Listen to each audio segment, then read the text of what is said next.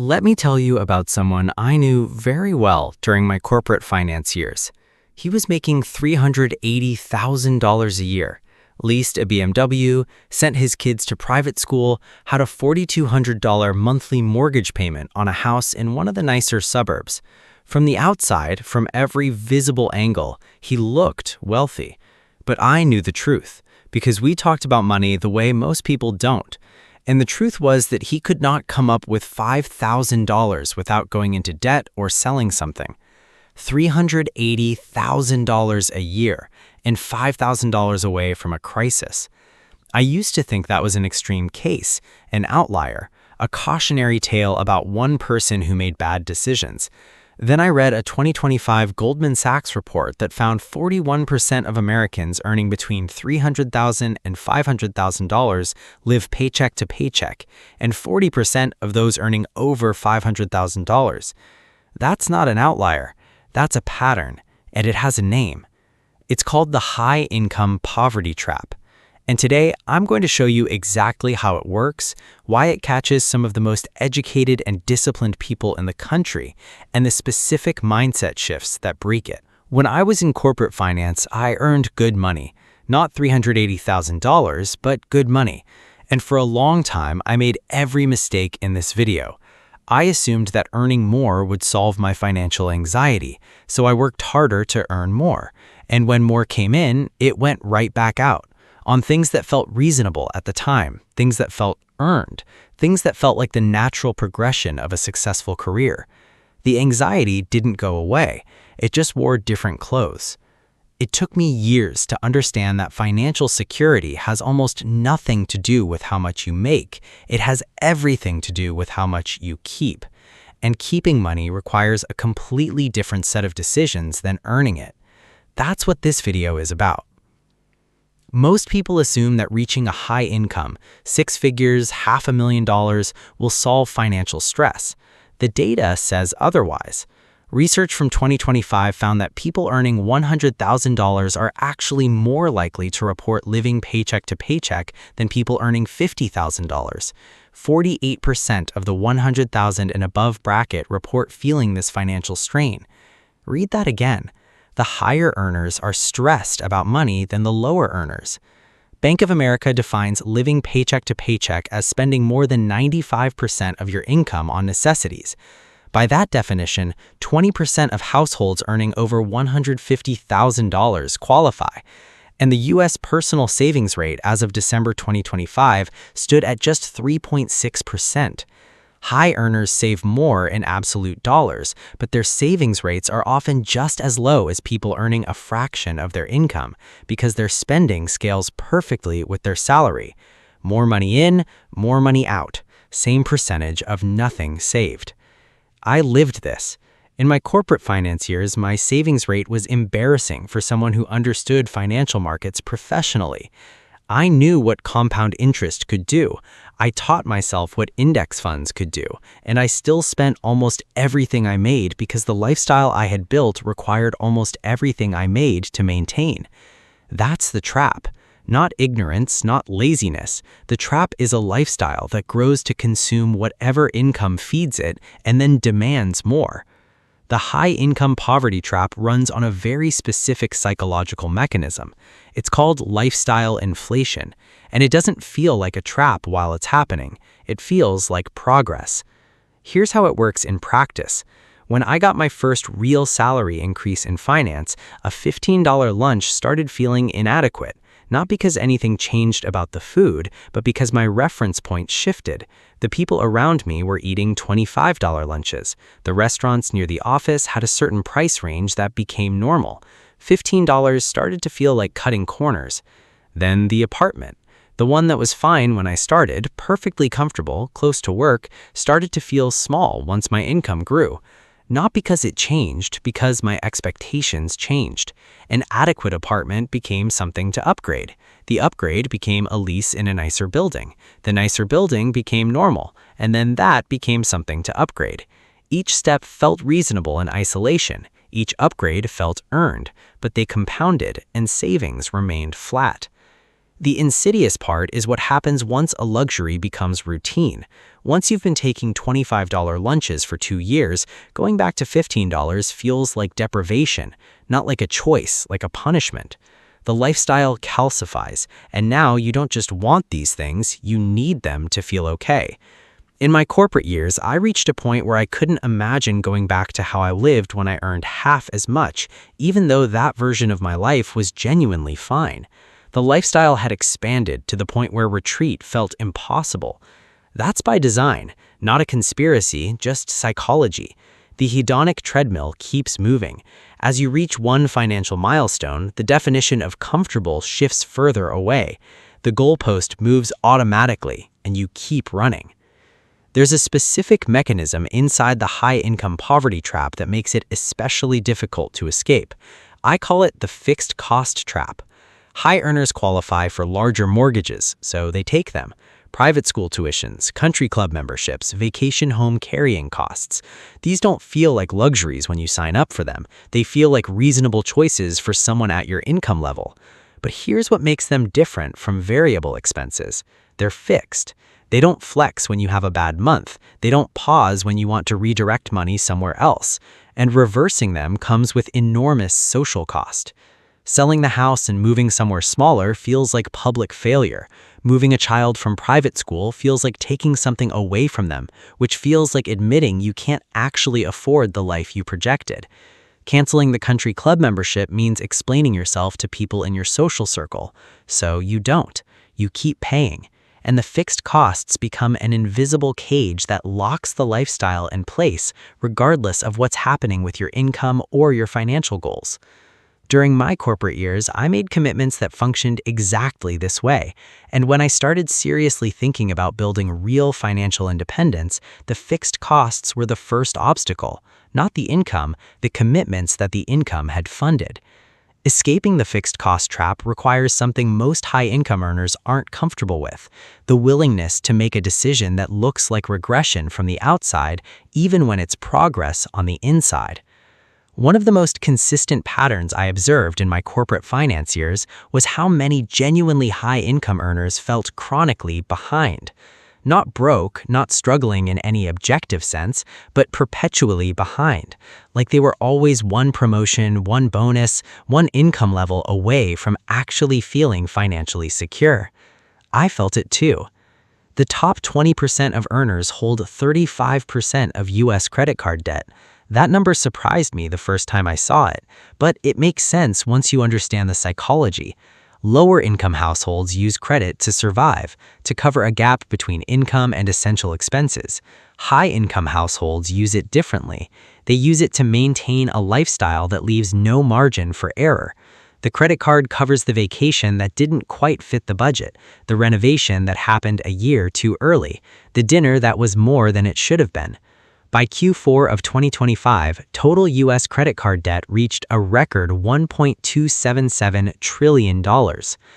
Social media accelerates all of this. The curated highlights of the top 1% become the reference point.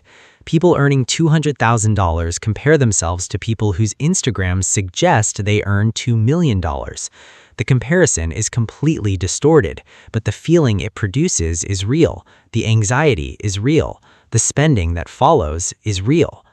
I watched colleagues in finance, people who understood compound interest, who worked with capital markets daily, make spending decisions driven entirely by what the people around them appeared to have. Not what they actually had, what they appeared to have. The keeping up with the Joneses effect doesn't disappear at high incomes. It gets more expensive. Here's what I found when I started studying people who had actually built wealth, not projected it.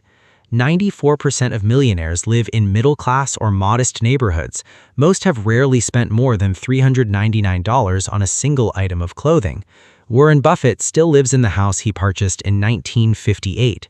These aren't people who can't afford more. They're people who made a deliberate decision about what more actually buys them. The authors of The Millionaire Next Door introduced a framework I found clarifying.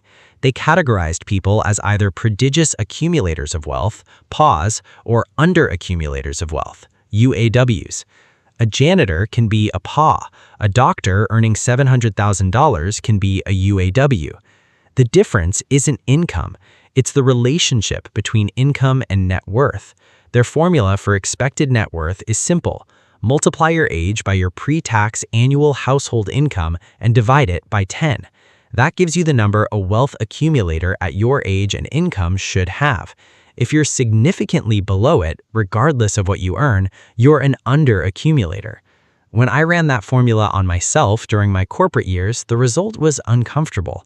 I was earning good money and had almost nothing to show for it in net worth terms.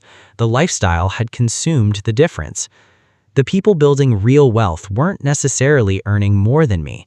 They were keeping more, and they were deploying what they kept into assets that grew while they slept, rather than expenses that demanded to be fed every month. That realization was what started shifting things for me. One of the most consistent ways the high-income poverty trap sustains itself is through food delivery, streaming services, ride shares, premium subscriptions, first-class upgrades, luxury hotel stays. None of these feel like financial decisions. They feel like lifestyle, small conveniences that a person at your income level can clearly afford. But food delivery alone costs the average American $2,148 per year. That's one category of discretionary spending. High earners perform the same behaviors with larger numbers attached: business class instead of economy, $400 hotel rooms instead of $150 ones. Premium everything, because premium is what people at this income level are supposed to choose. The individual decisions are impossible to argue with. Of course you can afford one nice hotel. Of course one food delivery order doesn't matter. The math that matters isn't the individual decision, it's the pattern across hundreds of decisions over years. In my corporate years, I was spending on things I genuinely cannot account for now. Not dramatic purchases, not obvious excesses, just a consistent, invisible drain across dozens of categories that individually seemed completely reasonable and collectively consumed a significant portion of income that should have been building something. The audit, sitting down and actually looking at where money went, was one of the most revealing and uncomfortable exercises I've ever done. Not because any single line item was shocking, because the total was. There's one more layer to the high-income poverty trap that most people don't account for. The cost of feeling wealthy varies dramatically by location. Research shows that the net worth required to feel wealthy in San Francisco is $4.4 million. In New York, it's $2.9 million. In less expensive cities, the number drops significantly. This matters because high earners and high-cost cities are running a race whose finish line keeps moving based on what the people around them have and what the city itself costs. $300,000 in San Francisco produces a genuinely different financial reality than $300,000 in a mid-sized Midwestern city. The income is the same. The purchasing power, the housing costs, the social reference points, and the felt sense of financial security are completely different. During my finance career, I was operating in an expensive environment surrounded by people whose income and spending I could see, which constantly recalibrated what felt normal and what felt like enough. The environment shapes the trap as much as the psychology does. 79% of millionaires are self-made, and many of them built wealth on modest incomes, not by out-earning everyone around them, but by making deliberate choices about where to live, how to spend, and what to prioritize. The average millionaire invested consistently for 28 years before hitting the $1 million mark. The path is almost always gradual. It almost never looks impressive from the outside while it's happening. Escaping the high-income poverty trap requires one thing above everything else: intentionality. Not a higher income, not a windfall, not a different job. Intentionality about what portion of income you keep and what you do with it. Here's the math that made this real for me. If you earn $300,000 and save 30% of it, $90,000 per year, invested at a 7% average return over 20 years, you end up with approximately $4 million. If you earn the same $300,000 and save only 5%, $15,000 per year at the same 7% return over 20 years, you end up with approximately $650,000. Same income, same time period, same return. The difference between 30% and 5% savings rate is $3.35 million. That gap, $3.35 million, is the cost of the high-income poverty trap over a 20-year career. Breaking it requires several specific shifts.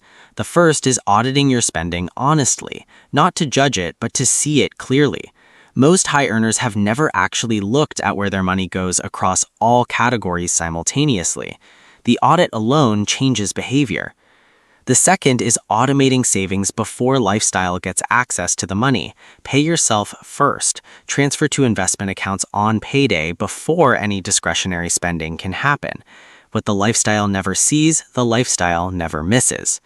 The third is making deliberate trade-offs, choosing a Honda over a BMW, eating out less frequently, not upgrading the house because you can afford to upgrade the house.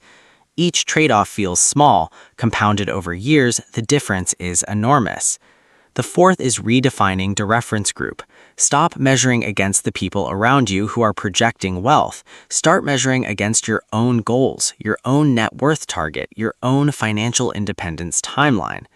When I started making these shifts during my corporate years, before I left while I was still earning the salary, the financial trajectory changed faster than I expected. Not because the income changed, because the percentage I kept changed. The high-income poverty trap persists because people optimize for lifestyle, for current consumption, rather than for wealth, which is future flexibility. A high income gives you the option to build extraordinary financial security. It does not build it automatically. Without intentional choices about what you keep, a higher income simply funds a more expensive version of financial anxiety. The doctor making $380,000 who can't come up with $5,000 isn't a failure of income, it's a failure of intention.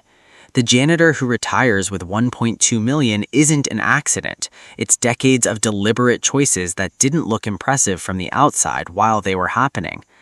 Financial security isn't about how much you make. It never was. It's about how much you keep and what you do with what you keep.